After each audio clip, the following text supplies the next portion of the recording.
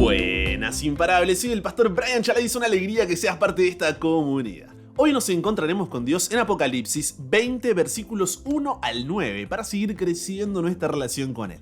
Recuerda estudiar este capítulo antes de escuchar el episodio. Este no busca reemplazar tu estudio personal, sino motivarte y enriquecerlo. Con eso dicho, ahora sí, conversemos. ¿Qué verdad aprendemos sobre cómo es Dios y su dirección para nuestra vida?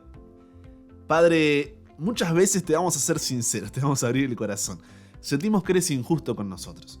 Y eso hace que nos enojemos contigo, nos molestemos, nos resintamos y genera como tensiones en nuestra relación contigo. Por lo cual ayúdanos a entender esto un poco mejor, a saber qué hacer cuando ese pensamiento viene a la cabeza, a entender realmente por qué pasan algunas cosas y seguir confiando a pesar de todo. En el nombre de Jesús oramos. Amén. ¿Cómo confiar en Dios cuando la vida parece injusta? ¡Ja! ¡Qué difícil, eh! Todos son problemas, dificultades, estamos desgastados, simplemente estamos cansados, no queremos más. Apocalipsis es de esos libros de la Biblia a nivel difícil, ya te lo repito una y otra vez, así que no dejes que la confusión te arrastre y te genere rechazo. Ve de a poquito, intentando entender. Y si es mucha información, que probablemente lo sea, en lugar de decir, no, esto no es para mí, mejor empiezo por otro lado, no, que esto y que... Concéntrate en la pregunta fundamental del estudio. ¿Qué verdad aprendemos sobre cómo es Dios y su dirección para nuestra vida? Apocalipsis 19 termina con una descripción dramática del regreso de Jesús y la destrucción de aquellos que no serán salvos. Pero la historia no ha terminado. La rebelión de Satanás está derrotada, pero no acabada. Todavía hay una escena más en el gran conflicto antes de que la armonía reine en todo el universo para siempre. Y esa escena se conoce como el milenio. ¿Qué es el milenio? ¿Cuándo sucederá? ¿Es un evento literal o simbólico? ¿Qué nos dice acerca de cómo es Dios y su dirección para nuestra vida? Hay muchas preguntas que responder, así que vamos por partes. El término milenio proviene de dos palabras latinas. Mille, que es mil, y annus, que es año. La palabra milenio no aparece en ninguna otra parte de la Biblia, solo aquí en Apocalipsis 20. Pero el milenio, o los 1000 años del Apocalipsis, es un tema importante y fascinante. Los estudiosos de la Biblia tienen muchas ideas diferentes sobre el milenio, de qué se trata y cuándo ocurrirá. Algunos creen que tendrá lugar antes de que Jesús regrese, creen que el éxito creciente en la difusión del evangelio va a terminar trayendo justicia y paz en toda la tierra y que el resultado será una edad de oro de 1000 años, entonces Jesús regresará para marcar el comienzo de la eternidad. Otros creen que el milenio tendrá lugar después del regreso de Jesús. Muchos de los que sostienen este punto de vista también creen que Jesús establecerá su reino en la tierra durante este periodo de 1000 años. Un tercer grupo cree que el milenio de Apocalipsis 20 es una imagen simbólica y no un periodo de tiempo real de 1000 años, pero ¿en qué quedamos? ¿Habías escuchado hablar sobre el milenio antes? Veamos qué tiene que decir Apocalipsis sobre este periodo de 1000 años. Apocalipsis 20 comienza diciendo entonces, y ese entonces es un adverbio de tiempo. Busca ubicarnos temporalmente en lo que se está relatando. Por ejemplo, yo digo, estaba en la calle y me dio hambre. Entonces pasé por el mercado y compré cosas para cocinar en casa. Ese entonces da una continuidad entre estaba en la calle y me dio hambre y pasé por el mercado y compré cosas para cocinar en casa.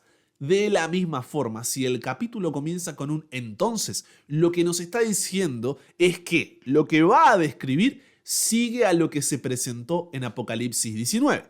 Por lo que la pregunta es, ¿de qué venía hablando Apocalipsis 19? Este capítulo fue una descripción de la segunda venida de Jesús cuando vuelve a la tierra, ya no como Juan lo había visto durante su ministerio en la tierra, sino que ahora como Rey de Reyes y Señor de Señores. Por lo cual Apocalipsis 20, en la línea de tiempo que Juan viene describiendo, ocurre después de la segunda venida de Jesús. Eso es lo que nos muestra el texto. ¿Vamos bien hasta ahí? Voy de nuevo.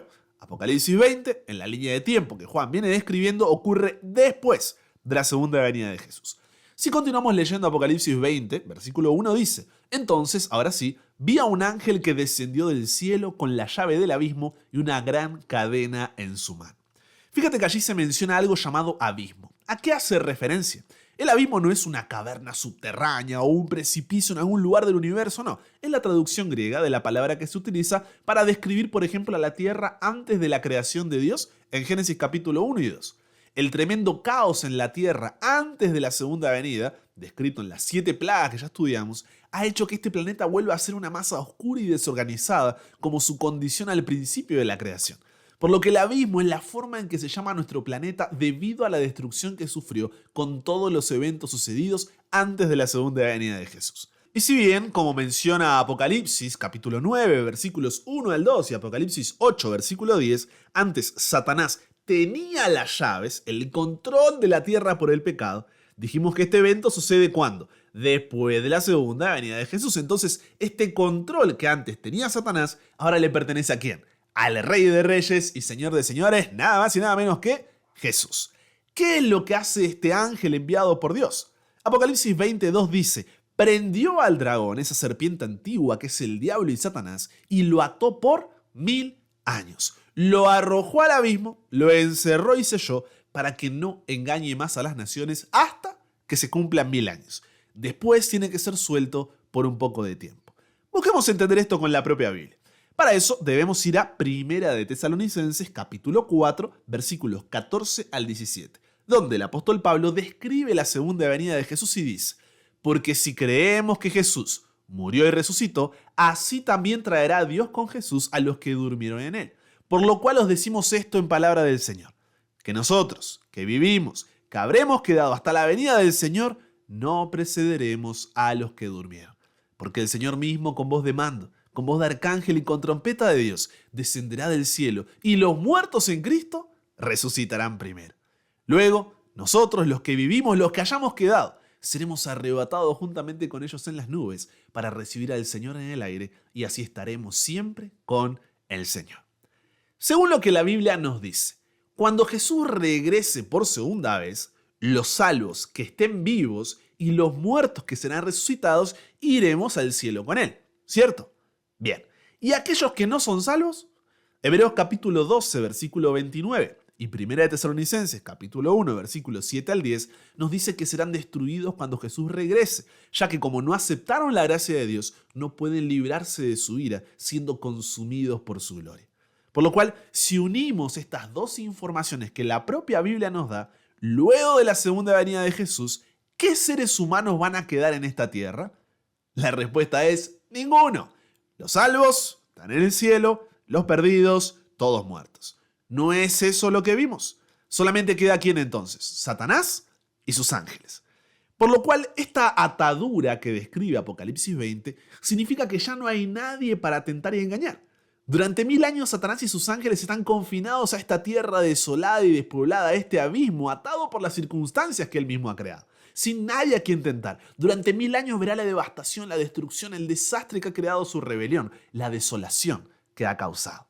Por lo cual también podemos concluir que el milenio es un periodo de tiempo que comienza con la segunda venida de Jesús a esta tierra como Rey de Reyes y Señor de Señores. Ahora, ¿estos 1000 años son literales o son 1000 años proféticos? ¡Qué preguntita, eh! En vista del carácter simbólico de Apocalipsis, es difícil determinar si los 1000 años del encarcelamiento de Satanás es un periodo de tiempo simbólico o literal. Aunque el significado simbólico es adecuado al contexto del simbolismo del libro, el significado literal es igualmente posible. Sin embargo, lo que es aparente es que los 1000 años se refieren a un periodo real de tiempo. Mira, se han desarrollado 3 interpretaciones para entender el milenio. Te las voy a describir y luego te voy a decir por qué alguna sí y por qué otra no, ¿ok? Primero, la interpretación postmilenialista dice que la segunda venida de Jesús ocurre después de 1000 años literales. Generalmente estos 1000 años se los considera un periodo de paz y prosperidad en el planeta Tierra, producido por medio de reformas sociales y educativas, progreso nacional y perfección personal. Este concepto fue especialmente popular entre los protestantes del siglo XIX y esencialmente fue empezando a caer con la Primera Guerra Mundial y los horribles eventos que la acompañaron. Porque claro, dice, no, si pensamos que vamos para adelante, después de lo que acaba de pasar, vamos para atrás más que para adelante. Esta idea es opuesta a la enseñanza del Nuevo Testamento acerca del tiempo del fin, que afirma que la situación del mundo se volverá cada vez peor. Hoy el postmilenialismo está prácticamente abandonado. Segundo, está la interpretación amilenialista, concepto impulsado ampliamente en toda la era cristiana desde Agustín, año 354 al 430 después de Cristo. Hoy es el concepto oficial, por ejemplo, de la Iglesia Católica Romana, la Iglesia Ortodoxa Oriental y algunos grupos protestantes reformados. El amilenialismo entiende que el milenio representa el periodo entre la primera y la segunda venida de Jesús. El que Satanás sea atado es algo que sucedió en la cruz cuando Satanás fue vencido por Jesús y su actividad es grandemente reducida, aunque no enteramente, y por lo tanto no puede impedir la predicación del Evangelio. El milenio es así un periodo simbólico de reinado de la iglesia sobre la tierra. Fíjate, según estas dos primeras interpretaciones, el reino milenario tiene que ver con lo que ocurre aquí en la tierra. Y la tercera interpretación es la premilenialista, que sostiene que la segunda venida ocurre antes del milenio, según el orden que presenta el propio libro de Apocalipsis. Los cristianos de los 3 primeros siglos fueron premilenaristas. Bajo la influencia de Agustín, el premilenialismo fue gradualmente reemplazado por el amilenialismo. Por esa razón, nos vamos a quedar con esta última interpretación, que es la que más base bíblica tiene, la premilenialista. ¿Ok? Ahora tenemos otro problema. ¿Por qué? Porque dentro de la premilenialista hay 3 variedades: la dispensacional, la histórica y la adventista. ¿Te cuento esto para qué?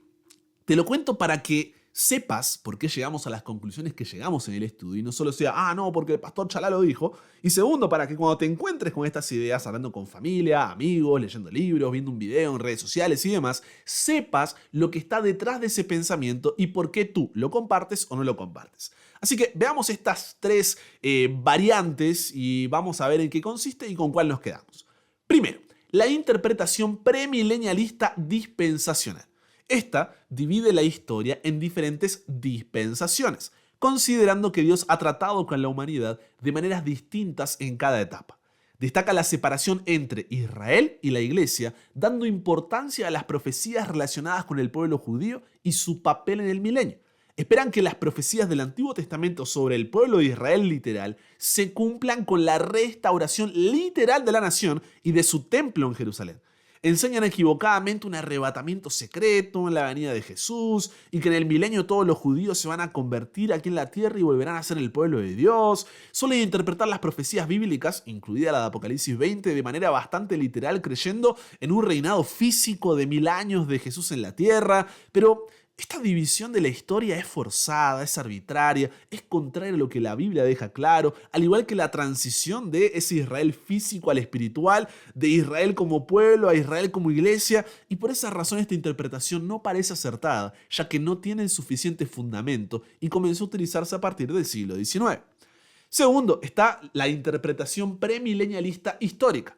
Esta ve el Apocalipsis como una alegoría simbólica de la lucha entre el bien y el mal a lo largo de toda la historia cristiana. En otras palabras, Apocalipsis es un libro donde los personajes representan conceptos abstractos, morales, filosóficos, espirituales. Los eventos descritos en Apocalipsis se consideran solamente representativos del conflicto espiritual y de las victorias a lo largo de los siglos, en lugar de eventos específicos en un futuro literal como hemos estudiado. Pero esta forma de entender Apocalipsis abre lugar al relativismo, donde cada uno puede darle a lo que lee el símbolo que quiere e intentar ajustarlo a la verdad que más desee, y Juan nos deja claro que esa no es su intención. Por esa razón, esta interpretación no parece acertada, ya que no tiene el suficiente fundamento y comenzó a popularizarse en el siglo II con los padres de la iglesia. Así que finalmente, y en tercer lugar, está la interpretación premilenialista adventista. Adventista viene de advenimiento, en referencia a que se espera la segunda venida de Jesús como un evento clave. Esta interpretación entiende el milenio como un periodo literal de tiempo entre la segunda y la tercera venida de Jesús, cuando descienda del cielo con la nueva Jerusalén y restaure todo el planeta.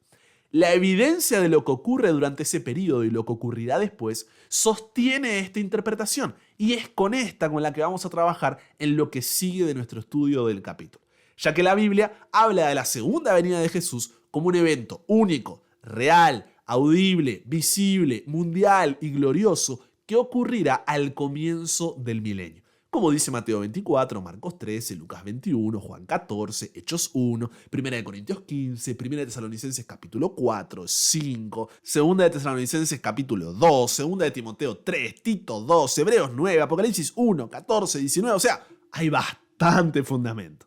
Entonces, si repasamos lo que tenemos hasta ahora, el milenio es un periodo de tiempo literal de 1000 años que comienza con la segunda venida de Jesús, durante los cuales Satanás estará solo aquí en la tierra junto con sus ángeles, sin nadie a quien engañar. ¿Vamos bien hasta aquí? Bien, si seguimos leyendo, Apocalipsis 24 ahora describe que Juan ve una escena de juicio, donde los salvos reciben la facultad de juzgar durante esos 1000 años de reinado con Jesús. Si esto ocurre después de la segunda venida de Jesús, ¿dónde están los salvos? En el cielo. Por lo tanto, lo que está diciendo Juan aquí es, mientras Satanás y sus ángeles están en la tierra sin poder engañar a nadie, aquellos que fueron salvos estarán juzgando en el cielo junto con Dios. Y la pregunta es, ¿qué están juzgando? Si la segunda venida de Jesús ya declaró la sentencia del juicio, separando a justos de injustos, a salvos de no salvos, a los que tenían el sello de Dios de los que tenían la marca de la bestia, llevando a los salvos al cielo con él y los no salvos siendo muertos, la escena del juicio en el cielo durante los 1000 años no tiene la función de hacer esta separación que ya fue hecha. Por lo cual, ¿en qué consiste esta escena de juicio? Durante el milenio, los salvos tendrán la oportunidad de observar de primera mano la justicia y el amor de Dios en la forma en que ha resuelto el problema del pecado. Dicho de forma simple, Dios nos mostrará por qué aquellos que no estarán allí no será porque Él no les haya dado oportunidad. Al contrario, Él hizo todos los intentos sabidos y por haber, pero fueron ellos que intencional y conscientemente rechazaron la invitación de Dios. Por ejemplo, si hay un ser querido o un amigo cercano que está ausente en el cielo, los salvos tendrán la oportunidad de entender más plenamente todo lo que hizo Jesús para atraer a esa persona hacia Él y por qué no respondió. Dios contestará pacientemente cualquier pregunta, ¿sí? Toda apertura y revisión demostrará, más allá de cualquier duda posible, que Dios ha sido justo y equitativo en todos sus tratos con el pecado y los pecadores. Él será reivindicado frente a todas las acusaciones de Satanás en su contra. El universo entero verá más claramente que nunca la sabiduría de Dios al tratar con el gran conflicto fue infinita. Comprenderán más plenamente el amor y la justicia de Dios. En un gran coro celestial terminarán exclamando: grandes y maravillosas son tus obras, Señor Dios, todopoderoso, justos y verdaderos son tus caminos. Entonces, si repasamos hasta aquí, lo que tenemos por ahora es el milenio, es un periodo de tiempo literal de 1000 años que comienza con la segunda venida de Jesús, durante los cuales Satanás estará solo aquí en la tierra, junto con sus ángeles, sin nadie a quien engañar. Y los salvos reinarán en el cielo con Jesús, donde se les mostrará que los juicios de Dios son rectos y de amor, que quien no está allí es porque no quiso y no porque Dios no lo buscara. Pero ese no es el final. Satanás y sus ángeles continúan vivos, así que ¿qué sucede después de esto? Apocalipsis capítulo 20, versículo 3, nos dijo que Satanás y sus ángeles estarían encerrados durante ¿cuánto tiempo? 1000 años literales. Pero el versículo termina diciendo: después de esto debe ser desatado por un poco de tiempo. ¡Ja! ¿Cuándo será ese poco de tiempo? ¿Cuándo terminan los 1000 años? Apocalipsis capítulo 20, versículo 5 dice que los que estaban muertos volvieron a vivir cuando se cumplieron los 1000 años. Esto se conoce como la segunda resurrección, en contraste con la primera, que fue cuando los salvos fueron resucitados para vida eterna y fueron al cielo. La segunda será para condenación eterna, como avisó Jesús en Juan capítulo 5, versículos 28 y 29. Esos que estaban muertos incluyen a los que no eran salvos y estuvieron vivos durante la segunda venida de Jesús, pero murieron, y a los que no fueron salvos durante toda la historia y que permanecieron muertos. Ahora, piensa un poco conmigo, ¿te imaginas lo que será eso? Ese abismo, la tierra totalmente desolada, de repente empieza a temblar y de todos lados comienzan a resucitar todas las personas que no fueron salvas de todas las épocas de la historia, de comienzo a fin. Los ejércitos de diferentes civilizaciones, los grandes reyes de las épocas, generales y soldados de los más salvajes batallones, las mentes más brillantes, los talentos más descabellados, todos y cada uno de aquellos que no aceptó a Jesús como su Señor y Salvador y se rebelaron contra Él.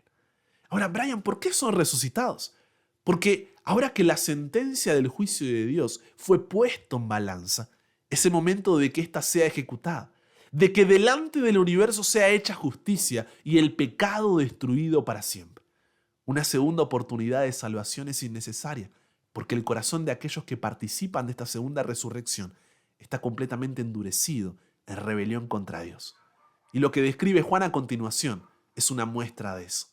Apocalipsis 27 en adelante dice que ahora que la tierra está nuevamente poblada con estas millones de personas que fueron resucitadas, Satanás y sus ángeles tienen a quien engañar y una expresión final de su rebelión. Ya sin ningún intermediario o agente de propaganda, Satanás en persona saldrá a engañar a las naciones que están sobre los 4 ángulos de la tierra, a Gog y a Magog, a fin de reunirlos para la batalla. Esa expresión Gog y Magog simboliza a las multitudes de no creyentes que están en rebelión contra Dios. Puedes leer más sobre esta frase en Ezequiel capítulo 38, versículos 1 y 2. Dice que su número es como la arena del mar. Subieron a través de la ancha tierra y cercaron el campamento de los santos y la ciudad amada. Mientras la Nueva Jerusalén, ciudad que será descrita en el siguiente capítulo, desciende del cielo con Jesús, los ángeles y todos los redimidos, a pesar de que Satanás ha sufrido derrota tras derrota de gran conflicto, todavía no está listo para poner fin a su rebelión. Satanás inspira a los millones que resucitaron a hacer un último gran esfuerzo para derrocar a Dios, establecer su reino y conquistar esa ciudad.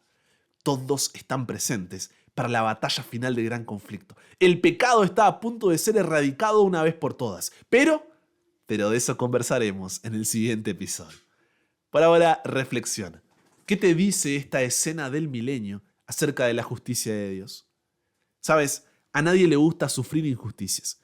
Y muchas veces ante la situación que estás pasando, no importa si es grande o pequeña, es importante y real para ti. Y sientes que Dios está siendo injusto. Esto puede producir en ti una amplia gama de sentimientos como frustración, enojo, tristeza, miedo, impotencia, resentimiento. Estos sentimientos pueden ser más intensos si la injusticia nos afecta directamente o si afecta a personas que nos importan. Finalmente, esa injusticia también puede generar un sentimiento de desconfianza hacia un Dios que aparentemente está cruzado de brazos. Pero ¿recuerdas cuál es el objetivo de Apocalipsis? Es revelar a Jesús y desenmascarar los planes de Satanás a lo largo de la historia. ¿Para qué? Para demostrarnos de que Él es fiel, de que Él está al control, de que todo va a terminar de acuerdo a su voluntad, de que Él sigue siendo soberano incluso en esos momentos cuando parece que todo se está derrumbando. El milenio nos demuestra que Dios no es injusto. Los injustos somos nosotros. Y aún así, por medio de Jesús, podemos ser declarados justos. Y la justicia de Dios es tan perfecta que, como dice la expresión, no tendrá problema en abrir sus libros y mostrarnos el porqué de cada decisión. Es ahí donde nuestra soberbia quedará expuesta. La arrogancia de que nosotros podíamos decirle a Dios cómo hacer su trabajo, cuando nosotros ni siquiera somos Dios. En la vida futura se aclararán todos los misterios que aquí nos han preocupado y chasqueado.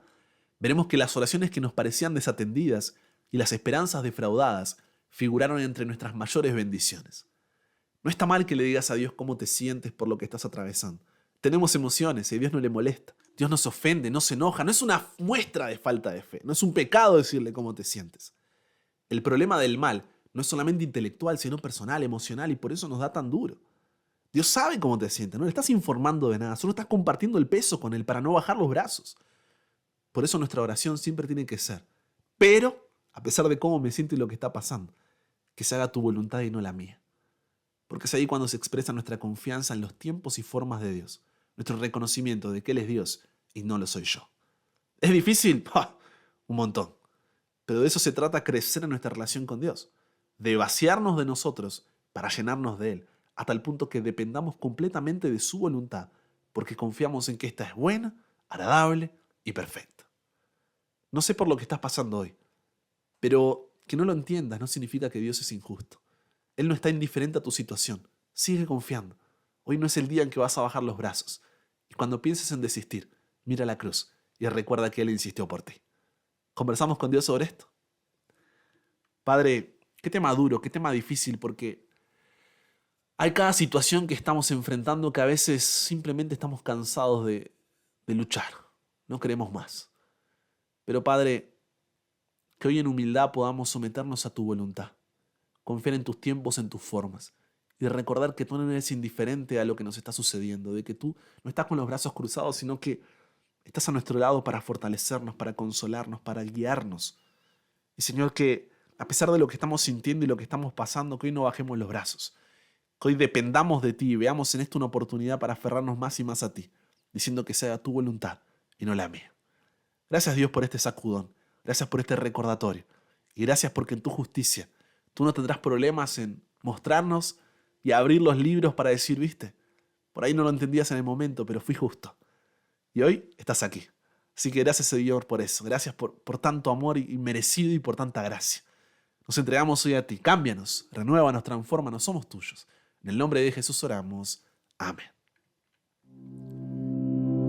Y con eso llegamos al final. Comparte con otros lo que aprendiste hoy. Súmate a la comunidad en WhatsApp totalmente gratis si todavía no lo has hecho, para recibir una notificación en tu celular cada mañana, escuchar los episodios sin conexión, tener material extra, hacer tus preguntas, acceder a contenido exclusivo y te espero en el siguiente para que nunca pares de aprender y nunca pares de crecer. ¿Por qué? Porque hasta el cielo no para.